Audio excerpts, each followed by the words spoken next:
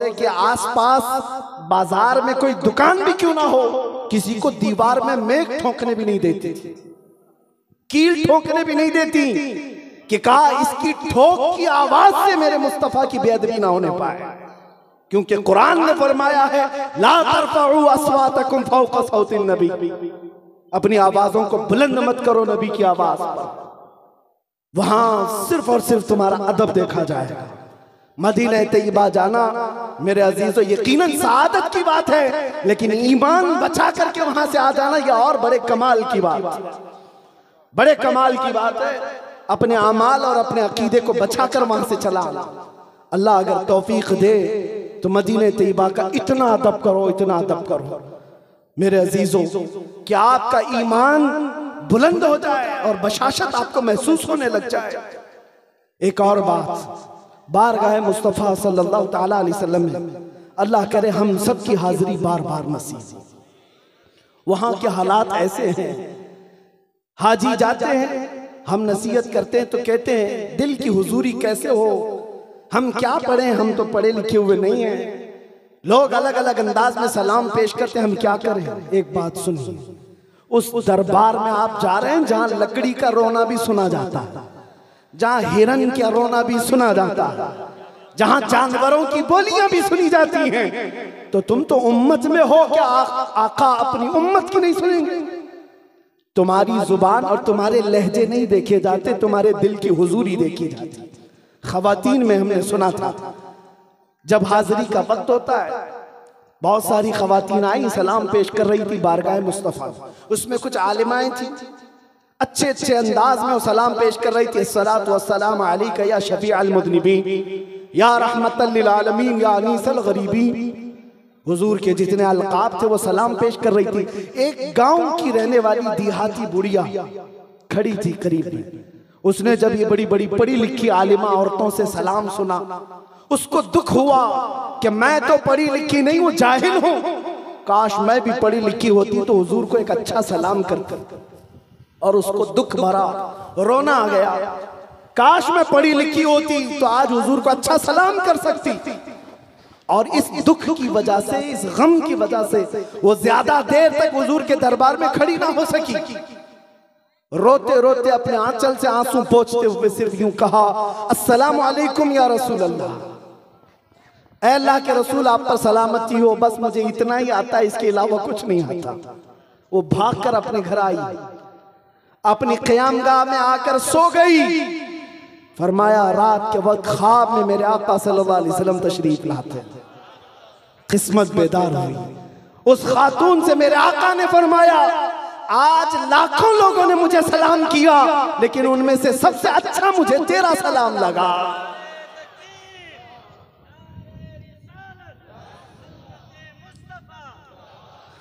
मेरे अजीजों वहां दिल की हुजूरी देखी जाती है। बारगाह मुस्तफा में अगर दिल हाजिर है तो जल्दी सुना भी जाता है। आपको जुबान से कहने की जरूरत भी क्या है। एक सहाबी फरमाते हैं मैं अपने घर की शिकायतें लेकर बारगाह मुस्तफा में पहुंचा। अकीदा भी सुने, सहाबी का अकीदा फरमाते हैं मेरी माँ और मेरे बाप का इंतकाल हो चुका था, मैं बड़ा गमगीन था और मैंने ये सोचा हुजूर से उनकी मगफिरत की दुआ करा। और वालिदैन के इंतकाल के बाद गरीबी बहुत आ गई, तंगदस्ती आ गई, मेरी गुर्बत और तंगदस्ती के लिए भी दुआ करा। असर का वक्त था, आए नबी करीम सल्लल्लाहु अलैहि वसल्लम असर के बाद मस्जिद नबवी में बैठे हुए हैं, लेकिन बड़े बड़े सहाबा हुजूर को अतराफ से घेरे हुए हैं। ये गरीब सहाबी कहते मेरे जाने की हिम्मत नहीं हुई, कैसे लोगों को फलांग करके हुजूर के पास जाऊं। बैठा रह गया, मगरिब हो गई। मगरिब जैसी हुई नबी करीम सल्लल्लाहु अलैहि वसल्लम ने नमाज पढ़ाई। सोचा मगरिब के बाद फौरन अर्ज करूंगा। नमाज के बाद नबी करीम सल्लल्लाहु अलैहि वसल्लम फिर जलवा फरमा हुए, लेकिन फिर बड़े बड़े सहाबा करीब आकर बैठ गए। ये गरीब सहाबी कहते हैं मुझे फिर जाने का मौका ही नहीं मिला। इशा तक बैठा रहा, इशा हो गई। नमाज के बाद अब नबी करीम सल्लल्लाहु ताला अलैहि वसल्लम अपने जलवत कदे की तरफ रवाना हो गए, अपने हुजरे की तरफ रवाना हो गए। ये सहाबी कहते हैं मुझे बोलने का मौका तक नहीं मिला, हुजूर के पीछे पीछे चलते रहे। नबी करीम सल्लल्लाहु अलैहि वसल्लम अपने हुजरे के दरवाजे तक पहुंचे, पलट करके देखा ये गरीब सहाबी पीछे आ रहे। नबी करीम सल्लल्लाहु अलैहि वसल्लम ने अपना चेहरा फेर करके कहा, जा अल्लाह तेरे माँ बाप की मग़फ़िरत करे और तेरी गरीबी को दूर कर। वो सहाबी कहते हैं, जो तमन्ना मैं अपने दिल से लेकर अपने घर से निकला था, मेरे कहने की भी नौबत न आई। मेरे आका सल्लल्लाहु अलैहि वसल्लम ने मेरे दिल की सुनी और वही दुआ मेरे लिए फरमाई। आज जो हुज्जाज किराम जा रहे हैं वो दिल की हुजूरी के साथ जाएं। बयान करने के लिए अगर अल्फाज ना भी हो, हमारा अकीदा यही है, हम यहां से पुकारे वो वहां से सुने। मुस्तफा की समाअत पे दूर और नजदीक के सुनने वाले वो कान लाले करामत पे लाखों सलाम उस दरबार में जा रहे। अल्लाह हर एक को हज मकबूल नसीब फरमाए और बारगाह मुस्तफ़ा की हाजिरी नसीब फरमाए। मेरे अजीजों, उस दरबार में मिलता क्या नहीं है, उन जालिमों को आज मैं जवाब देता हूँ जो ये कहते हैं किस लिए आप जाते हो। अब मदीने तैयबा जाना वाजिब नहीं है। हजरत अब्दुल्ला बिन मुबारक फरमाते हैं, मैं मदीने की हाजिरी के लिए गया था। ये 150 साल बाद, हुजूर की वफात के 150 साल बाद का वाक़या है। हुजूर अकरम सल्लल्लाहु ताला अलैहि वसल्लम के कब्र अनवर में जाने के 150 साल बाद अब्दुल्ला बिन मुबारक फरमाते, मैं मदीने में हाजिर हुआ और फिर ऐसी कैफियत में हाजिर हुआ कि मेरा ज़ादे सफर खत्म हो चुका था, माल सब कुछ खत्म हो चुका था, मुझे एक वक्त की रोटी खाने के भी पैसे नहीं थे। मदीने में आया लेकिन शर्म की वजह से किसी से मांग नहीं सकता था। सीधे मस्जिद नबवी में आया, दोपहर का वक्त था, ज़ोहर पड़ा और मिंबर रसूल के करीब लेट गया। नींद लग गई। ये सोच करके सोया, जिसके दरबार में आया हूं वो कहीं ना कहीं इंतजाम जरूर करेंगे। फरमाते अब्दुल्ला बिन मुबारक, भूख की वजह से, शिद्दत की भूख की वजह से नींद तो लग गई। जैसे ही आंख लगी मेरे आका को मैंने देखा, ख्वाब में रसूल पाक सल्लल्लाहु ताला अलैहि वसल्लम एक हाथ में गरम रोटी और एक हाथ में शहद लेकर के तशरीफ ला रहे हैं और फरमा रहे हैं, अब्दुल्ला बिन मुबारक उठ, तुम मदीने का मेहमान है, जितनी भूख लगी है मेरे हाथ से खा ले। अब्दुल्ला बिन मुबारक कहते हैं, मैं रोटी को शहद में डुबो कर खाता रहा।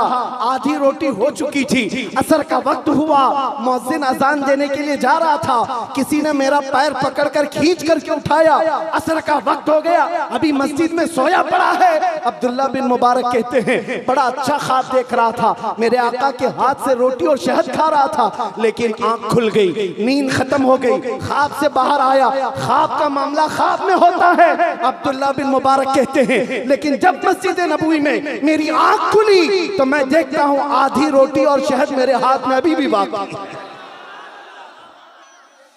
मुस्तफा करीम अगर किसी को ख्वाब में दे तो हकीकत की तरह है। इसी को मेरे इमाम ने कहा था, कौन देता है देने को मुंह चाहिए, देने वाला है सच्चा, मांगेंगे मांगे जाएंगे, मुंह मांगी पाएंगे। सरकार में न ला है न हाजत अगर की है, मेरे करीम से कर कतरा किसी ने मांगा, दरिया बहा दिए हैं, दुर्बे बहा दिए।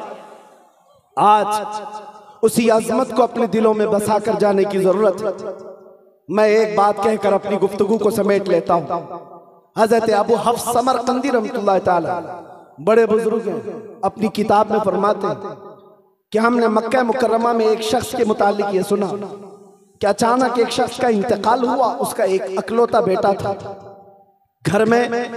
जैसे ही उसका इंतकाल हुआ, उस शख्स का चेहरा गधे की तरह बन गया, चेहरा बिगड़ गया। अकलौता बेटा उसका है। बेटे ने देखा बाप की शक्ल बिगड़ गई, जल्दी से घर का दरवाजा बंद कर दिया, कुआड़ लगा दिया, घर की औरतों को समझाया, किसी को बाहर कहने की जरूरत नहीं। बाप का चेहरा जब बदल गया है, हम लोग किस कैफियत से लोगों को बुलाएंगे आखिरी दीदार करने के लिए? एक काम करते हैं, घर में गड़ा खोदेंगे, यहीं दफन कर देंगे, और इसके अलावा चारा क्या है? दिखाना भी तो बड़ी जिल्लत की बात है कि चेहरा जानवर की तरह नजर आ रहा है। वो रोता हुआ गमगीन बैठा हुआ था। बेटा अपने बाप की मौत की गम और चेहरा बदलने का दुख और ज्यादा। अचानक उसके घर का दरवाजा खुलता है, एक बुजुर्ग घर के अंदर आते हैं, चेहरे पर चादर पड़ी हुई। सीधे वो बुजुर्ग उस मैयत की तरफ गए और उस मैयत के चेहरे से चादर हटाई और अपना हाथ उस पर फेरा, दुआ की। वापस पलट आए और इस नौजवान से पूछा, क्या बात है, क्यों रो रहा है? वो नौजवान कहता है आप कहां से आ गए मेरे घर, मैं तो सारे दरवाजे बंद किया था और आप नहीं देखते। ये चेहरा उठा नहीं रहा है, नौजवान गम के मारे रोता हुआ कह रहा है आपने तो देख लिया मेरे बाप का चेहरा किस तरह हो गया, मैं दुनिया को क्या बताऊं आज। उस बुजुर्ग ने कहा तेरे बाप का चेहरा कुछ तो नहीं हुआ, जा उठकर देख तो सही। ये नौजवान कहता है मैं उठ करके गया, जाकर देखा तो मेरे बाप का चेहरा चांद की तरह चमक रहा है, कोई बिगड़ा हुआ नहीं, कोई जानवर की सूरत नहीं। देख करके खुशी के मारे रोने लग गया। अब ये नौजवान उस बुजुर्ग को पकड़ने के लिए आया, वो दरवाजे तक जा चुके थे। दौड़ता हुआ आया, दामन पकड़ लिया, कहा आप कौन हैं? अल्लाह के फरिश्ते हो और आपने मेरे घर में होने वाले इस हादसे को कैसे टाल दिया? आए हुए बुजुर्ग ने पलट करके कहा अना मुहम्मदुन रसूलुल्लाह, मैं मोहम्मद अल्लाह का रसूल हूं। बात यह है कि तेरा बाप कुछ गुनाह ऐसे करता था जिसकी वजह से अल्लाह गज़बनाक था, अल्लाह नाराज था, लेकिन तेरे बाप की एक अदा ऐसी थी कि तेरा बाप रोजाना बिस्तर पर उस वक्त तक नहीं लेटता था जब तक 100 बार मुझ पे दुरूद नहीं भेजता। आज जब इसकी मौत हो गई, जो फरिश्ता इसका पढ़ा हुआ दुरूद मुझ तक लाता, उस फरिश्ते ने कहा या रसूल अल्लाह, जो रोजाना आपके दरबार में दुरूद भेजता, उसके किसी गुनाह की वजह से अल्लाह ने उस पर अजाब की शक्ल पेश की है, आप करम फरमा दें। हुजूर फरमाते हैं मैं तेरे घर आया, इसका चेहरा बदला हुआ था, मैंने तेरे बाप के चेहरे पर हाथ रखकर अल्लाह से अर्ज की कि मौला जो चेहरा मुझ पर दुरूद पड़ता है उस चेहरे को तू अच्छी शक्ल दे दे। मौला ने मेरी सिफारिश पर तेरे बाप के चेहरे को चांद की तरह बना दिया। अल्लामा अबू हफ्स समरकंदी रहमतुल्लाह अलैह फरमाते हैं उस मुस्तफ़ा को जिसने दुनिया में दिल से याद किया, उस रसूल ने अपने गुलाम को कभी तन्हा होने नहीं दिया। इसीलिए मेरे इमाम कहते हैं हम गरीबों के आका पे बेहद दुरूद, हम फकीरों की सरवत पे लाखों सलाम, जो न भूला हम गरीबों को रजा, याद उसकी अपनी आदत कीजिए। अजीज़ा ने गिराम वक़ार, मैंने शुरू में ही कहा था मेरी तकरीर का खुलासा सिर्फ यह है कि मैं तुम्हें उस डोर पर जोड़ना चाहता हूँ, उस रस्सी से जोड़ना चाहता हूँ जिस रस्सी से मेरे आका के सहाबा जुड़े हुए थे, ताबईन जुड़े हुए थे, औलिया कामिलीन जुड़े हुए थे। आज भी तुम्हारे पास वो निस्बत बाकी है, बस उस शमा को, उसकी लौ को थोड़ी तेज करने की जरूरत है।